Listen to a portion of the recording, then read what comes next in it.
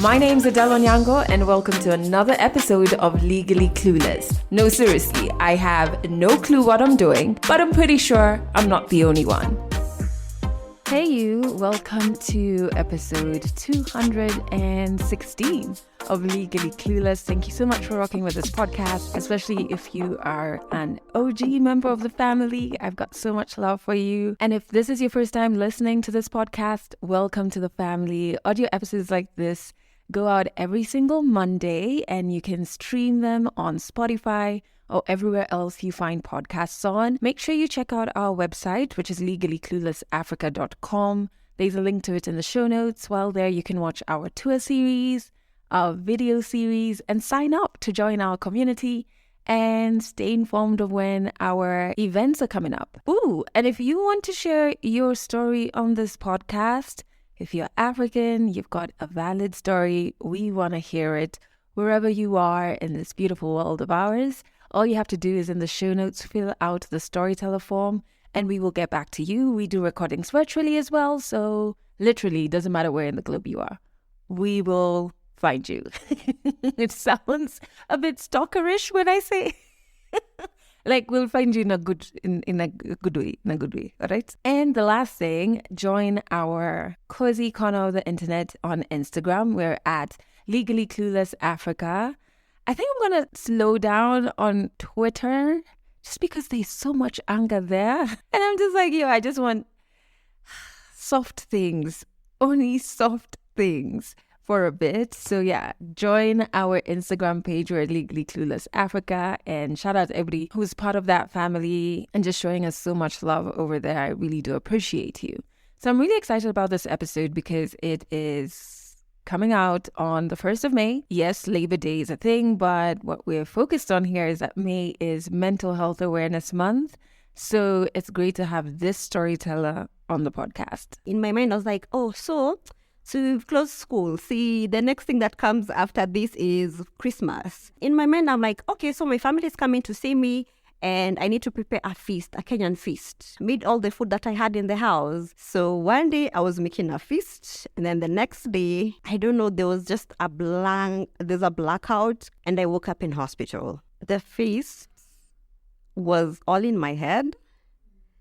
No one said they were coming. That is Noella. Her story is coming up a little later in this episode. It's just great to have her on here to start off May with her because her story is on mental health, mental illnesses, and her journey to diagnosis. But before we get to the story, song of the week, I've been replaying this guy for like the entire week because his new album is going to be out on the 5th of May and I just can't wait because I think he's such a talented artist. I hope to see him live one day. He's from South Africa. I'm pretty sure I've shared a couple of his songs on this podcast before. His name is Bongeziwe Mabandla. And I just think he's just such a talented artist. And so the song I want you to check out is called Zange. To our South African fam who understand the particular language he's singing in, because I'm not even sure which South African language it is, feel free to share what it's about. I'm just here vibing. But isn't that the power of music? There's just an energy it has with it. And I was thinking about it this past week because I was listening to a lot of African music and Afro jazz, and I was just feeling like there's a spiritualness about music that's quite interesting. It is there in almost all art forms, if you ask me. But I was thinking about music, I was thinking about drums and beats and how you automatically connect with it. It's quite magical, if you ask me. But yeah, check out the song. I've gone on a tangent. Wow. Check out the song. It's called Zange by Bongeziwe. I've put a link to it in the show notes. All right. So before we jump into 100 African stories, I just want to share the high that I'm on. It has nothing to do with drugs. So yesterday we had our Legally Clueless Africa group therapy session.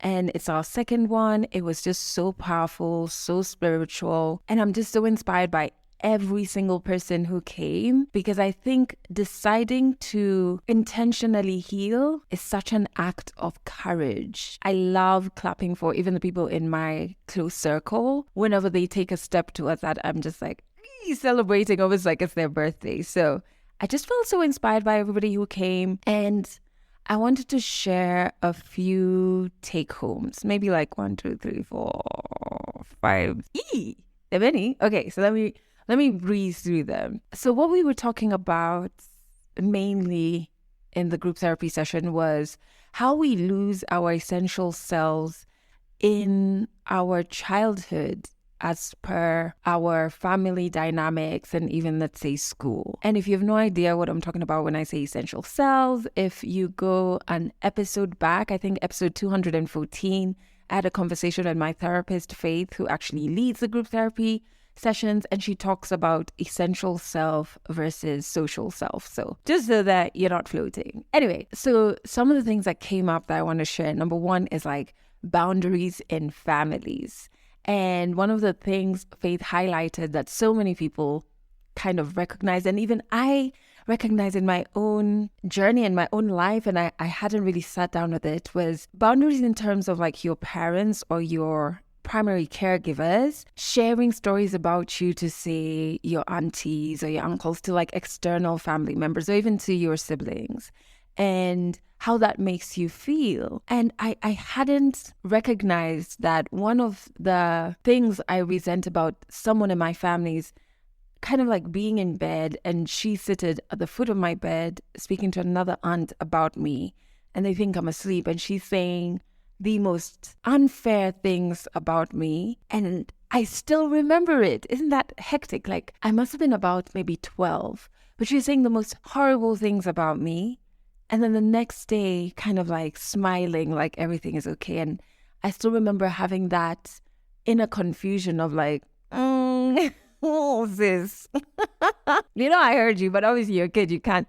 I couldn't confront her. And just kind of, when that came up yesterday, I thought about even my relationship with one of my nieces, and just thinking, if our relationship ever grows to the point where I'm her confidant or we have a space where she can tell me things, I need to be absolutely careful in honoring the boundaries and even how I speak about her to others. That was one thing that I was like, ooh, I didn't actually think about that and process the moments where it happened in my childhood and I felt uncomfortable. The other thing is when you're building boundaries, and this is not only specific to families, but it came out in therapy because we were talking about boundaries with family, that it's normal to initially feel guilt or lonely as you start building healthy boundaries. But with time, these feelings do fade off. And I remember any boundary work that I've done initially feeling like I'm a bad person, and the guilt gets very heavy, and you can kind of backtrack, especially if you are a people pleaser. I'm a recovering people pleaser. You can get drowned in that guilt, but it does wear off, and you start to, the more you do the work, understand that it's a healthy thing. It's not a mean or asshole thing to do. That's 2. Number 3, when you start to build these boundaries, it is not advisable to like sit, in the group therapy session, we're talking about family. So like to sit your family down and share, from now on, blah, blah, blah, blah, blah. What came out is just start enforcing the boundaries through your behavior. And I think I talked about this in the boundaries episode as well. And it came out in yesterday's group therapy session. And sometimes, down the line, if a boundary is crossed and you find yourself having to communicate the boundary verbally, it doesn't have to be a fight or it doesn't have to be aggressive. You can choose to not show up for every fight that you're invited for. Yeah. And just stick to your boundaries. It's difficult at first, but it births a very healthier version of you, which means you can be able to show up to your various relationships in a more healthy manner. Oh, another thing that came out yesterday that I was like, oh my goodness, especially y'all who have kids. Wounded children become wounded parents who then wound their kids. Oh my goodness, when Faith said that, that statement helps you understand some things your parents may have done, maybe based on their upbringing and unresolved trauma, because trauma just If it's unresolved, it just sits in you, both physically, mentally, spiritually, emotionally. It's there. You can't wish it away.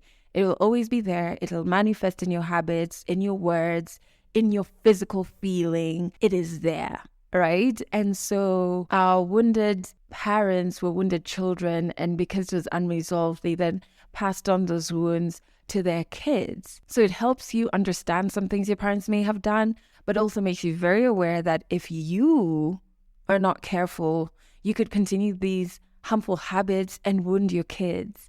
So where does the cycle stop? Are you going to be courageous enough to ensure the cycle stops with you? And the last thing that came up was around forgiveness and apologies. Some family members will just never apologize to you. That's just how it is. And I remember I have an aunt who I have a very strange relationship with. And there was once I kind of forced an apology out of her.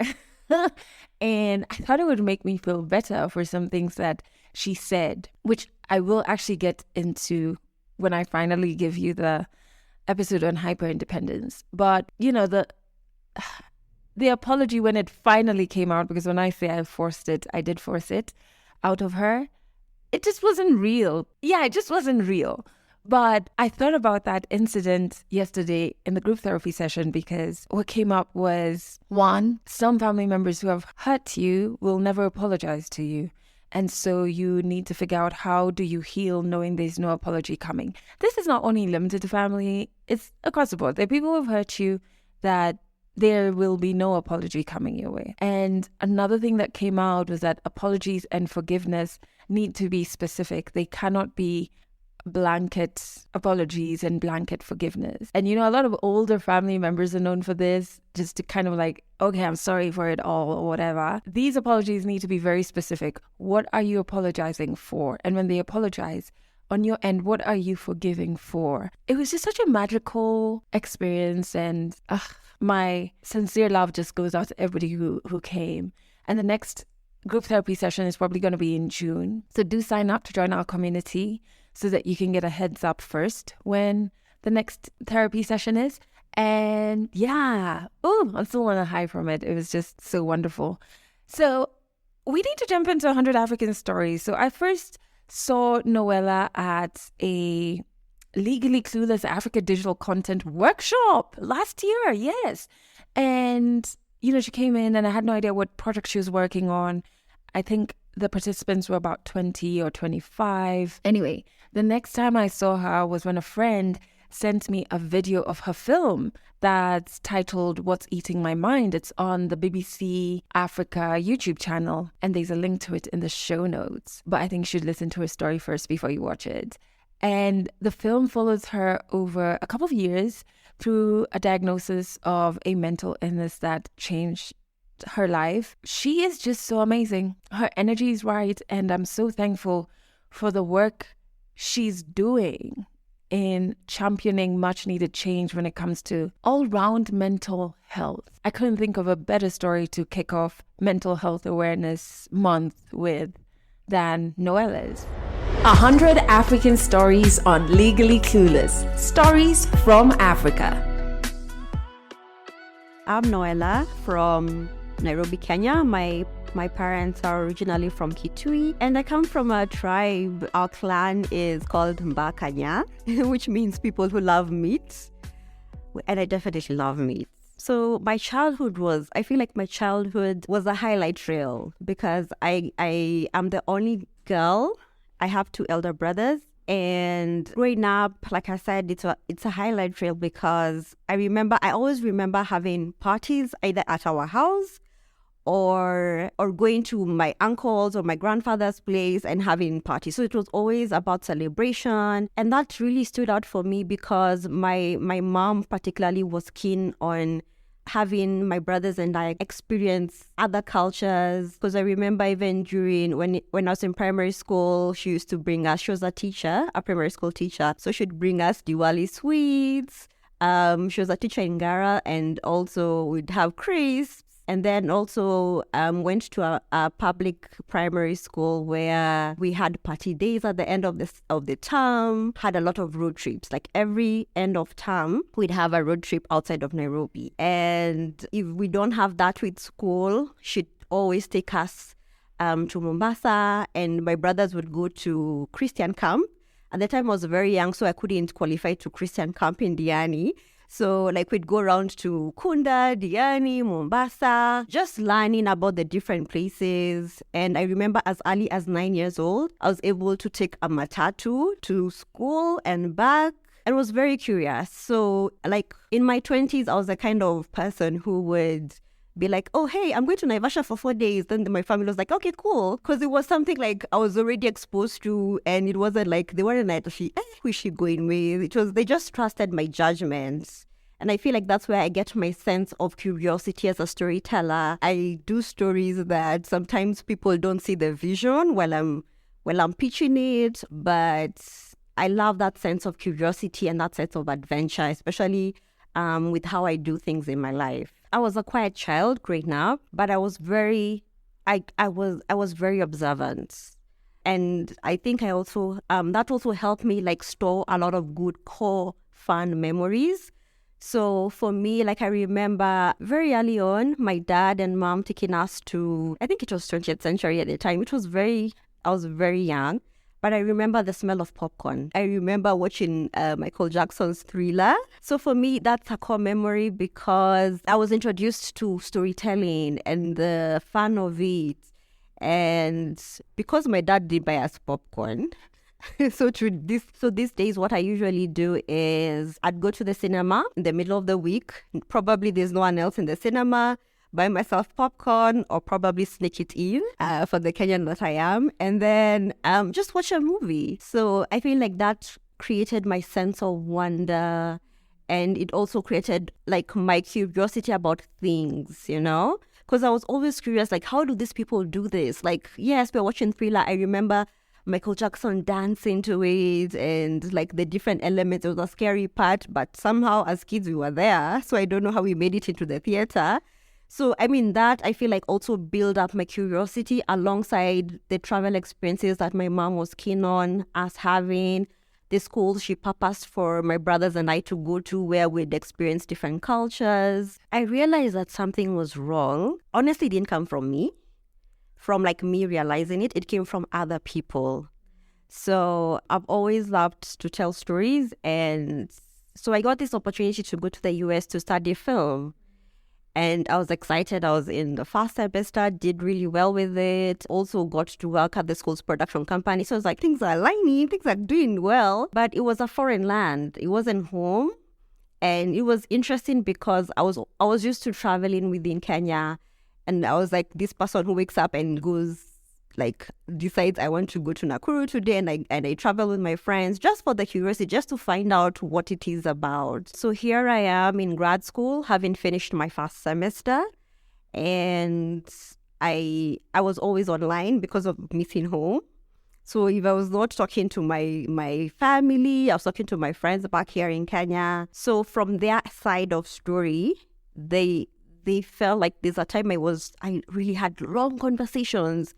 And there's no way that they could stop me. So they felt like, maybe it's just that loneliness of being away from home. And when I went to grad school in the US, I went in fall. So by the end of the semester, we were gearing towards winter. And I don't do well in cold weather. So my body is adjusting to this new place. All the excitement has gone down because, okay, fine, I'm here, so what next? And then I remember one of the long conversations I had with my family, because they'd call probably on a Sunday or a Saturday, and like everyone in the house would be given the phone to talk to me. Like I remember they told me that I kept speaking, and like I wouldn't let anyone speak. And after that conversation, like I was like, in my mind, I was like, so we've closed school. See, the next thing that comes after this is Christmas. And as Kenyans, we are very curious. We are very excited about festivities and Christmas in particular. So In my mind, I'm like, okay, so my family is coming to see me and I need to prepare a feast, a Kenyan feast, because the holidays are here. And remember growing up, like holidays, and I mean, having parties was a thing. And then I went to my pantry, I went to the fridge, took out everything that I had, my Kenyan spices, unga, flour, wheat flour. I know I didn't cook chapati, maize meal, flour, and then made all the food that I had in the house. And then the thing that I remember after making that meal was, by the way, after these guys eat all this food, so you know what, they'll need something to take it down with. So I was like, maybe I should make Kenyan tea as well. So I went to the fridge, took a whole gallon. Okay, that thing pained me. A whole gallon of milk. I didn't have a sieve for the tea leaves. So I went to one of my housemaids' stash of utensils, and then it was so tiny. I think it was for coffee or something. So I was trying to strain this whole gallon of milk with this strainer, but I was like, it's for a good cause, I'm hosting my people. And then, so one day I was making a feast, and then the next day, I don't know, there's a blackout, and I woke up in hospital. The feast was all in my head. No one said they were coming, but for me, I felt like they were. Because this is what we do as a family. And also at the time I lived in a house where I had other roommates as well. But they already had their own plans for Christmas, and we weren't close then because it was the first semester, and of course you can't dandia. You can't be like, oh hey, can I come to your family? And it was that feeling of, I feel like it was also like, it dawned on me subconsciously that I was going to be alone for the first time during a very big thing that all my family members come together. I mean, I love the sense of community we have here in Kenya, and I feel like it's also within Africa. And there, it's like, okay, you're very independent, you make decisions on your own. And I feel like that's why I was online a lot, because like you also feel that sense of you need to have your own tribe. Yeah. And it was also one of those, I feel like no one prepares you for that. Like when you go abroad for the first time, no one prepares you. Hey, you know what? You're going to get lonely. No one prepares you for that. And I feel like that's why we hold on to, like, for example, the Kenyan bracelet. You hold on to, you go to Masai Market and buy all like the things that will remind you of home. Like for me, I carried a lot of Kenyan spices because I was like, I don't know how that food there tastes, but at least if I can have my karoiko, my pilau masala, my tea leaves, it will give me a sense of home. And then it's also, for me, I was also looking at it like it's an exchange of culture. Like, for example, for my roommates, I remember at some point making them like a Kenyan meal, but you're like, hey, here, everyone is on their own. So you just go with the program. So I wake up in hospital. And I see this white robe. I actually thought, one day I'm in heaven. It was so weird because I was like, and then the background because for me, I remember a lot of things by smell or sound. So I remember there was a prompt that was in the room that I was in. It was like, your wellness matters. I'm like, who's talking? But it was, and then like it was a small room. That had a bed, and then it's all white. And then they had put like on like I think the table besides me, they had put some food there. So there's water and like food there. But I was like, where am I? Like that. And then I feel like also it was like that curiosity that I had as a child. Where am I? Is this heaven? Is like, who is this speaking? Where they telling me things about like my wellness? And it was at some point that voice became irritating because I feel like it was like a pre-recorded thing that kept telling me about, but they're not telling me where I am. Yeah, so I got up from the bed and then I went to, I think the reception was close, and then I was like, what am I doing here? They're like, you just go back where you are. And then I think I transitioned because during my first stay in hospital, there were a lot of blackouts. There were a lot of points that I couldn't remember. but also tracing it back with like my family. Because I was in film school, I had a film partner. So apparently between the time when I made the meal and when I was in hospital, I was missing. And my family is the one that was able to know that because I was not online. It was very unlike me. So it was them going to my socials and looking at, like the tags you have with your classmates. So like, this, my film partner was called Meg. She was like, Meg, like, looks like they were friends. So can we like send her a message and ask her where Noella is? She also did not know where I was because we had already closed school. So it was a search, like, let's look for her. And they found out that I was in hospital.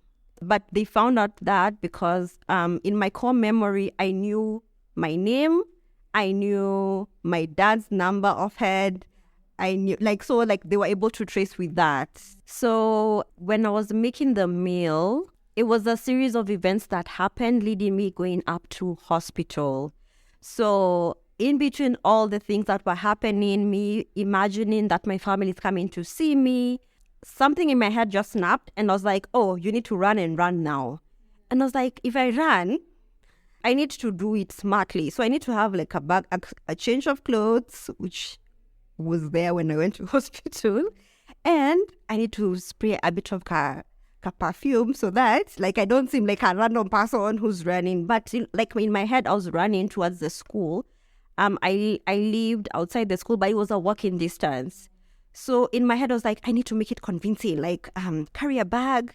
I don't know where I was going. I think like in hindsight, I think like I was going home to Kenya. That sense of family, that sense of this is time for us to be together. So the bag was clothes preparing me for where I was going. The perfume was so that when somebody meets me, it's not this random chick who smells weird. And then I ran towards the school and was in a panic mode. So luckily, like the school police was there. I think they are the ones who took me to hospital. So when I go to hospital, it's like, okay, I think after I wake up in this white room, which just had space for one bed and a table which had like water and some food, they transitioned me into like now the general place where other people are also hospitalized. And we're a mix of both men and female. But it doesn't make sense to me because I'm like, okay, I'm here. Yes, the morning you wake up, I remember in the morning I would wake up every single day, make my bed, take a shower and prepare to leave. Because I'm leaving, I'm coming back home. And I'm seeing other people there. And I didn't see myself like I was sick I didn't see myself. I didn't know what was happening. And even the engagements with the doctors, nobody told me anything. I feel like it was more about observing me, but because I was able to remember my dad's number offhand and who I was, like my name and like where the school that I was doing grad school. So that also helped because every single day I'd have at least 3 people calling me. So I was like, mi sijui hata ninafanya nini huku. Mi naona hapa kuna watu wagonjwa, which is like I don't know I don't know why I'm here. No one is telling me anything. And then I remember having a conversation with one of the doctors, and they're like, oh, we're going to put you on lithium. I'm like, what? My chemistry is like, lithium is a dangerous thing. So why do you want me to take lithium? I was so resistant on that. And I was like, nope, that's not gonna happen. That's not gonna happen. Why are you giving me that? Because you see, they did not tell me why I was there. They did not tell me my diagnosis. And for me, it was trying to figure out like what's happening. And because I did not see myself, I was like, let me just hang out with these people here, because I'm here anyway. Let me just hang out with these other patients. So I was the one who was like, don't worry, you go home. Your family will be there when you go back. I was that kind of patient because like I had to make the most of the situation. And then also it didn't make sense to me what kind of hospital it was because I guess because of the culture And like every morning we'd make like a request of what we'd eat throughout the day, and then there was option of junk food. I was like, is this a hospital? Really? Like, things didn't add up. Things did not add up. And then I remember the feast that I made. So it hit me one of the days. I've made a lot of food and it's going to go bad because of that milk. Yeah, me, I can't waste money like that. So I go to one of the nurses, and then I'm like, oh, hi, excuse me.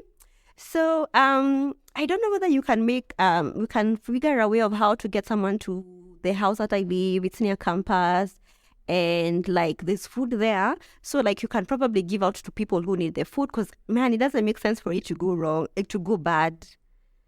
And I was dismissed. I was like, just go back there. Go back there and like do whatever you were doing there. I was like, what do you mean? Like, that food is gonna go bad. I can't waste that money. Like, anyway, that was, and I actually did not know also that I was in a psych ward, because movies lie for sure. Nothing that I had seen in movies reflected my experience in a psych ward. So for me, nothing made sense. So when you're in a psych ward, you kind of have to learn how to survive, and you talk with other patients. So it was like you have to show like there's some sort of improvement. And then when I was released, I was like, okay, so here's your medication. Make sure you take this XYZ times. So I leave hospital. And then because nobody told me my diagnosis and what it meant, when I took the medication, it was too strong for me. I remember like I would barely walk a few steps when I took one of the medication, and like I was very groggy. I was like, there's something here that's not adding up. And then because of that sudden shift with that strong medication, I withdrew. I stopped taking it.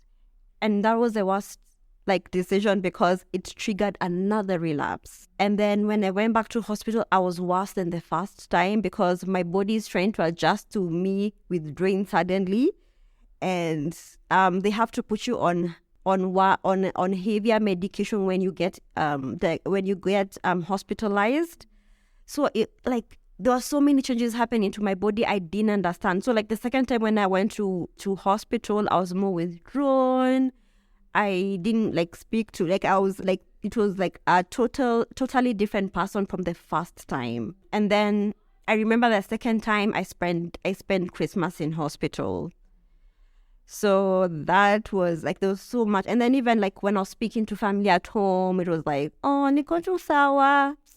Leo tumefanya hivi. It was, certain you're prompting someone to speak, and they can feel like she's getting worse, but no one could come all the way, and there are so many uncertainties. And eventually, after Christmas, I remember getting discharged. My film partner, she's called Meg, who was able to contact my family and tell them the progress, should come and see me. And when I was discharged, after Christmas, I remember when going home, I was like, Meg, can I come and stay with you? So yeah, she came for me, and I spent at least New Year's with her, but I was very withdrawn. Very withdrawn. The medication was also trying to adjust to it. So for me, I felt like I need to be part of a community, and that was a decision for me to come back to Kenya. Catch more African stories in the next episode of Legally Clueless. That is part 1 of Noella's story. Part 2 will be out next week in episode 217. In the show notes, I've put links to where you can connect with Noella and where you can watch her film, and I urge you to do that.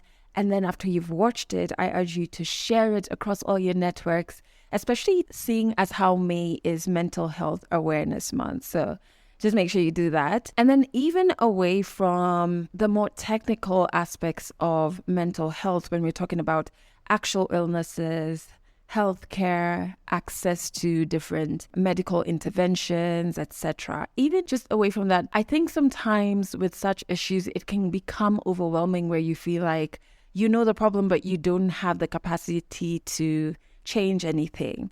I think step one is treating every single person you encounter with grace and with kindness first. Before you hear their story, before you know who they are. Sometimes you might not ever get to know their story because it could be someone you're interacting with on a very basic or quick level. I just feel like what's happening, there's a lot happening in the world first and foremost, but there's an absence of kindness that I think goes a long way. There's an absence of grace. And so perhaps the first step before you start educating yourself on mental health, on practices that can help you, on better diet, better lifestyle decisions in your relations with other people, be it people you interact with often or even strangers. I think we just need to bring back kindness and grace. But okay, part 2 will be out next week. But in the meantime, remember that you can head over to legallycluelessafrica.com to sign up to join our community. And if you are in Kenya, you can catch us on Trace FM every Monday and Wednesday at 1 p.m. and 11 p.m. Every Friday at 1 p.m. Just go to traceradio.co.ke and stream